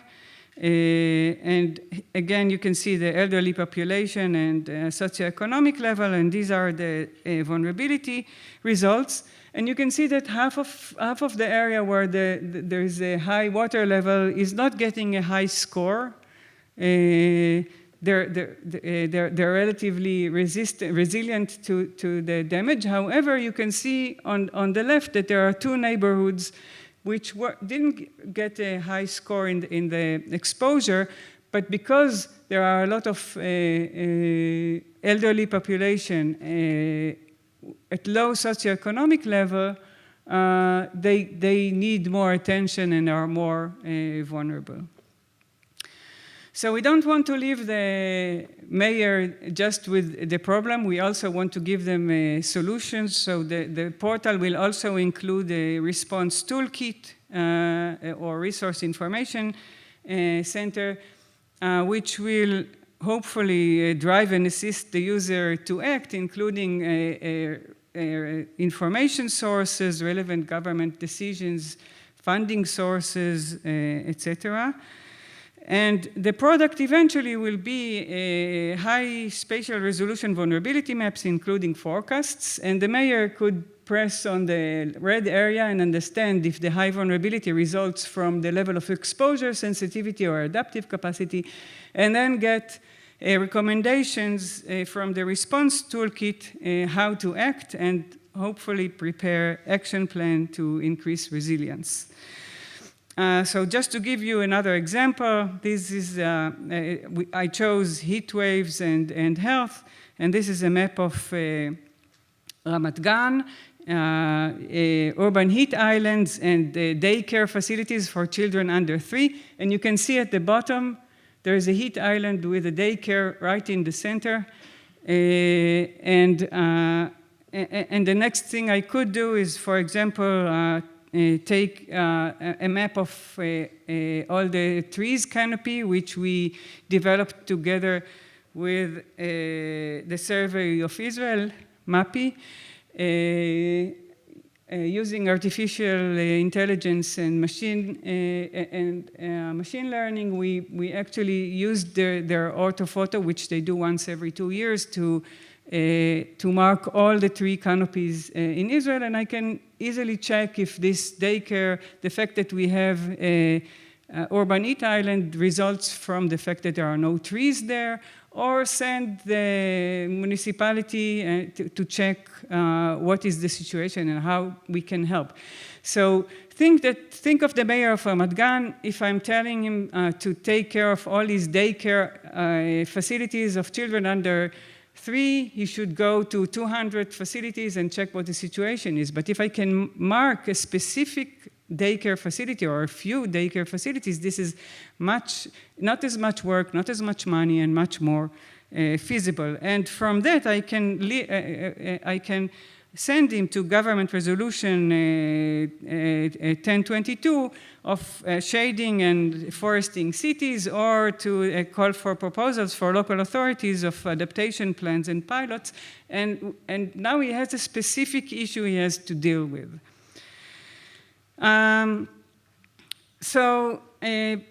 We also want to increase the knowledge that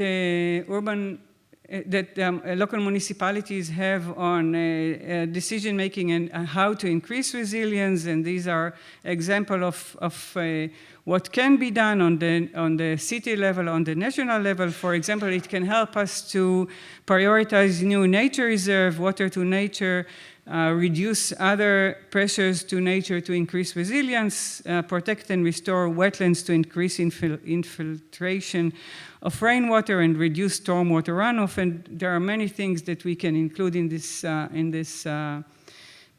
portal.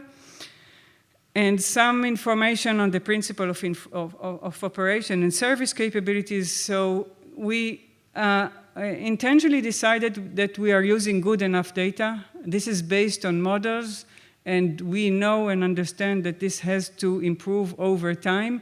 But at the moment, we are taking decisions that are based on no knowledge. So having some knowledge is better than having no knowledge, and I hope that the knowledge will improve over time. I'll just give you an example from the government resolution on cooling and shading cities, for example, that we just published.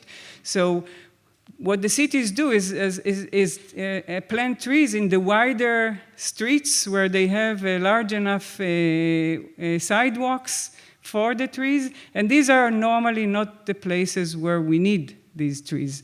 So now we can give them a guidance to which area needs these trees, and where are the urban heat islands.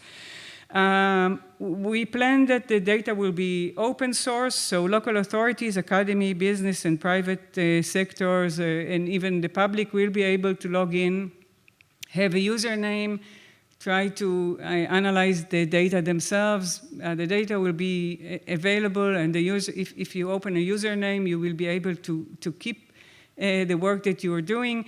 There will be different levels of layers that different people or institutions will be able to download.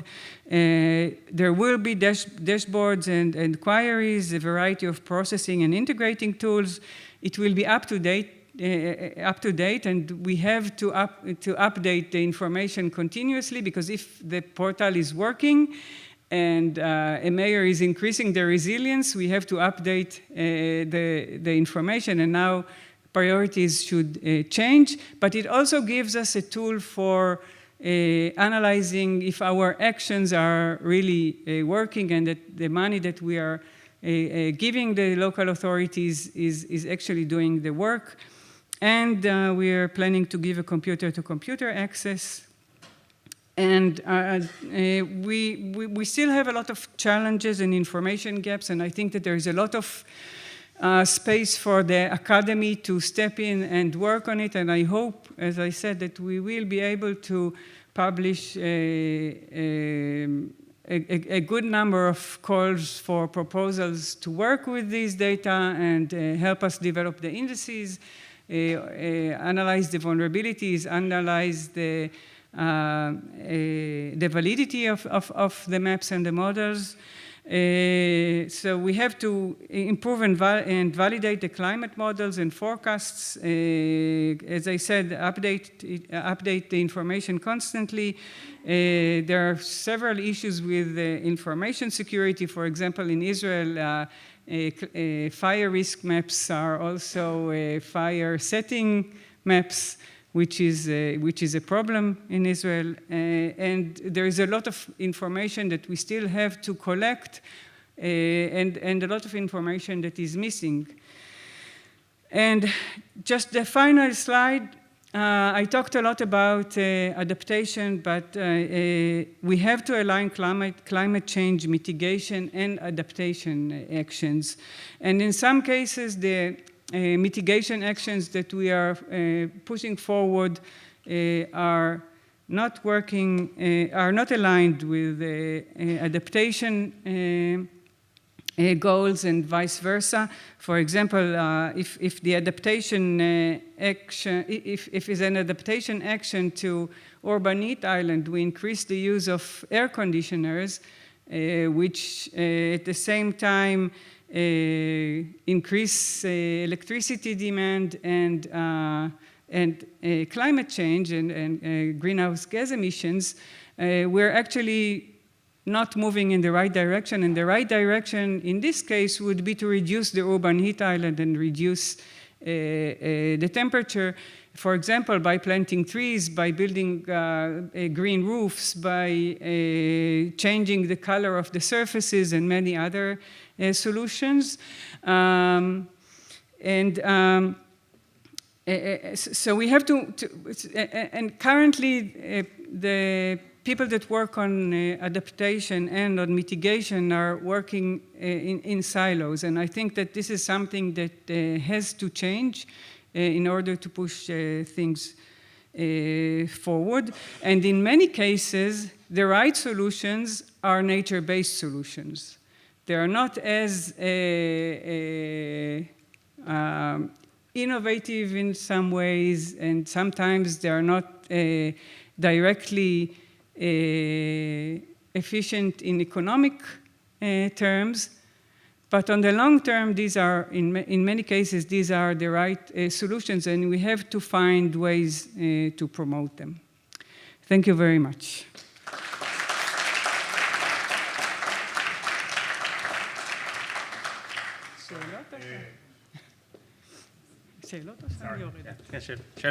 So thank you very much. So we have time for questions. Please, any questions, comments to our government, to Noga, not as the government, as a professor, as a scientist here. Barron, yeah. So, yeah, we don't have now this, but yeah. On average, I'm a scientist, not a government. Yes.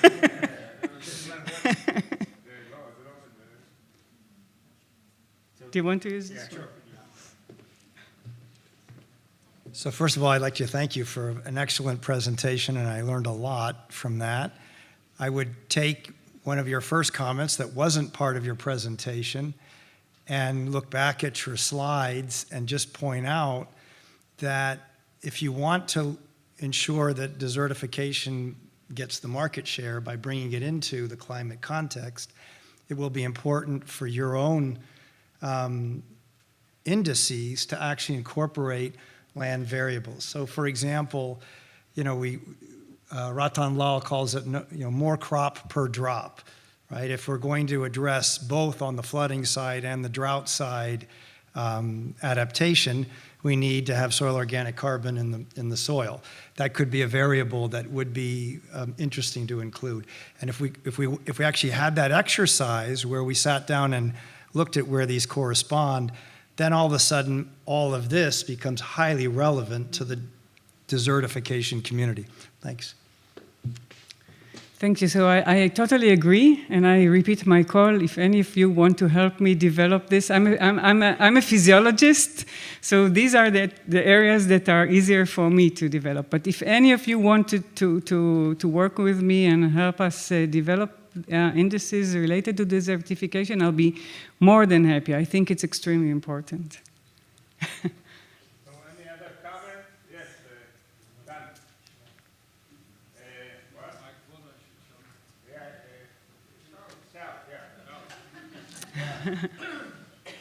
Thank you, Noga. It was a very interesting talk. I have two questions or comments. One, I mean, first, I think going for adaptation is really the most important thing, because we are really not important players in the mitigation. So I fully support the approach that you presented. What you showed is a sort of a snapshot, and I wonder if you already have some focus or prediction. Where is the climate change in all these vulnerability maps that are just describing the current situation? And the second question is that you described a lot of things about the surface, but nothing about the air, pollution and dust and things like this. And I wonder if this is also part of is going to be part of the story. So the first question is about predictions. So when I started this project, I thought about prediction. I didn't even think about current situation, but I realized that we don't have this information for current situation, which was surprising for me. But because even if there's no climate change, we have to take decisions based on information, and we don't have this information. So the easiest thing to do was to take current conditions and to start with them. We are working on projections, but this is a bit more difficult. In the flooding risks, what we did was different return periods. So what you saw is 1 to 50 years in current conditions, but we ran models for 1 to 5, 10, 20, 50, 100, and 1,000 years. So we have all these data already, and if you're interested in looking into it and validating it, I'll be happy. And the idea is that with climate change, what will change is the return period, not the result. So with climate change, we'll have more,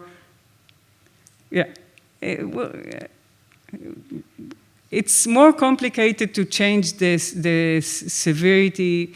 I think that there's a lot to do here. Really, we took a lot of decisions to make things easier, because otherwise we won't have a result. We have to start taking decisions. So with floods it was easier because we did the different return periods. With urban heat islands it's more complicated, but we're working on it. And one of the things that I'm expecting is the השירות המטאורולוגי, the climate, איך אומרים? לא יודעת. Meteorological services, and they're starting to build, we're both sitting in their committee, starting to build scenarios for Israel, and once they have them, we'll put them in the model, but we just don't have the information at the moment. So I think that at the moment what we should do is look at current situation and assume that it will become worse. So the heat islands will become worse, and we have to take care of them now. And when we have more information, we'll update the portal. We don't have. And what was the second question? Oh, I understand nothing in these areas, and again, I think that this is something that. It could develop, I actually think it could develop to much more than climate change. I think we can use such an information that Center for Decision Making in many other topics, even on questions like where to build the next hospital. So it can be, or where to put public transportation. I think that we don't have such information centers.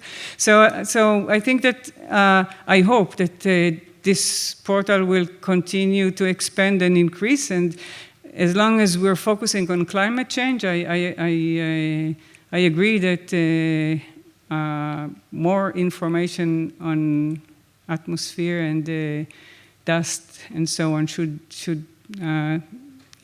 be included, but we have to find the information to include it.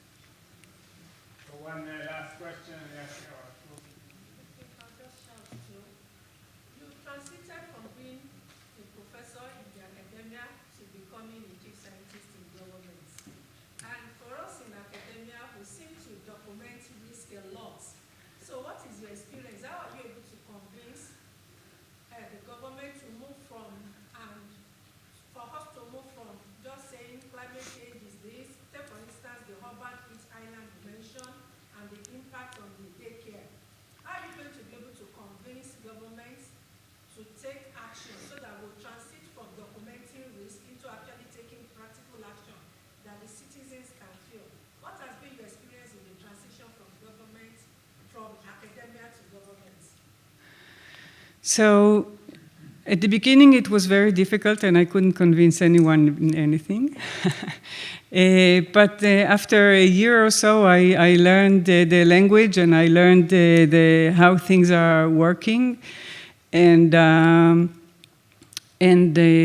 for example, for this idea, once I had the idea, it was really easy to convince my ministry and also other ministries that this is an important and needed project. And I actually get a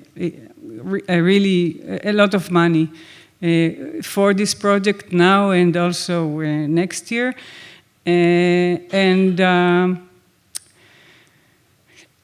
On one hand, I think that as scientists, we should take responsibility and give our share. And I hope that more professors will join the government in the right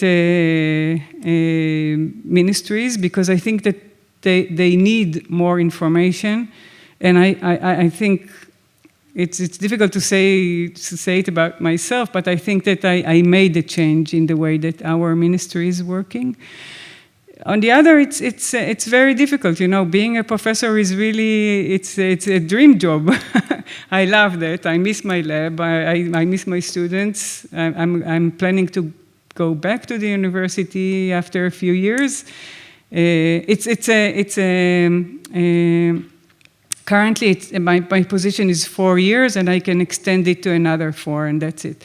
So I plan to go back to the university, and I think I think my science won't be the same after I come back. I think it's an enlightening and experience. I learned a lot.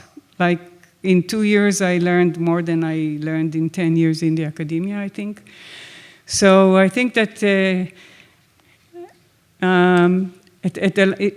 to summarize it, I think that more professors should take a leave and move to work at the government, especially if you have a topic that you think that you can contribute to. But it's not an easy move, I can say.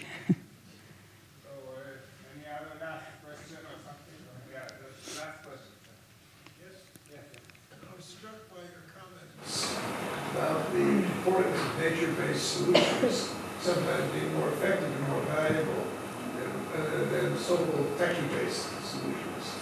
Now, given the Israeli government's incredible interest in the role of technology in promoting climate prevention, climate mitigation technologies, have you done anything to figure out ways to persuade the new government to listen to your insights? I think it's quite powerful. So, my second point is that I think this latter message might have us if you mobilize people from theology, ethics, and philosophy to help you in this task. I agree.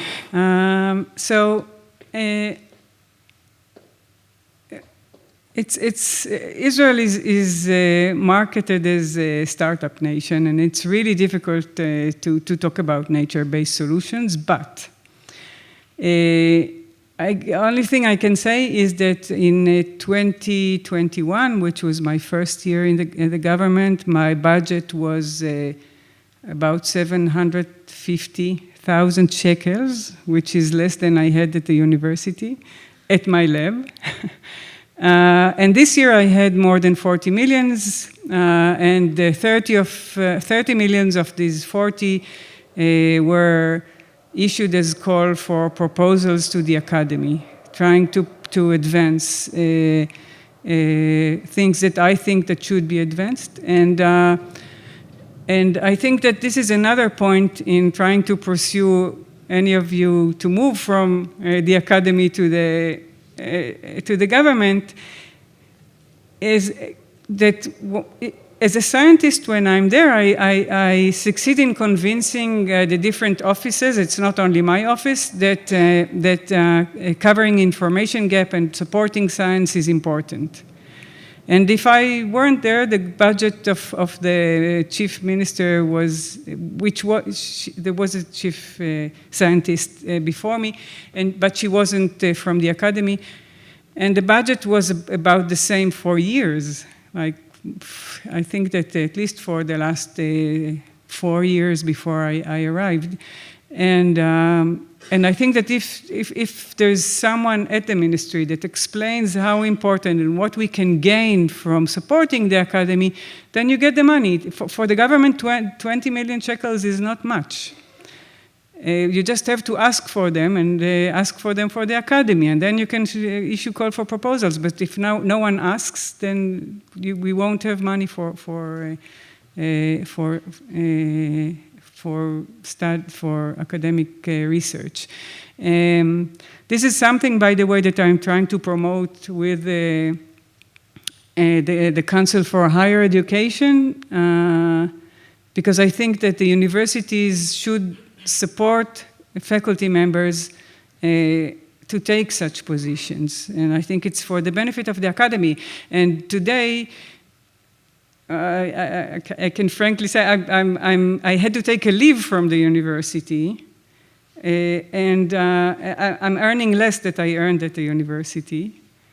And the university is getting punished because of the budget, the way the budget is being calculated, because my position is still there, but it's frozen, and I'm not teaching. So the way that the Council of Higher Education is calculating the amount of money that the university is getting, the university is getting less money because I'm doing this job instead of the opposite. So I think it should be the opposite, and the universities should get more money if their faculty members are choosing to take a public position. And I actually think that I should remain an employee of the university with the same salary and the same conditions that I had before, and not less. But this is something that maybe we all should fight for as universities. Thank you very much.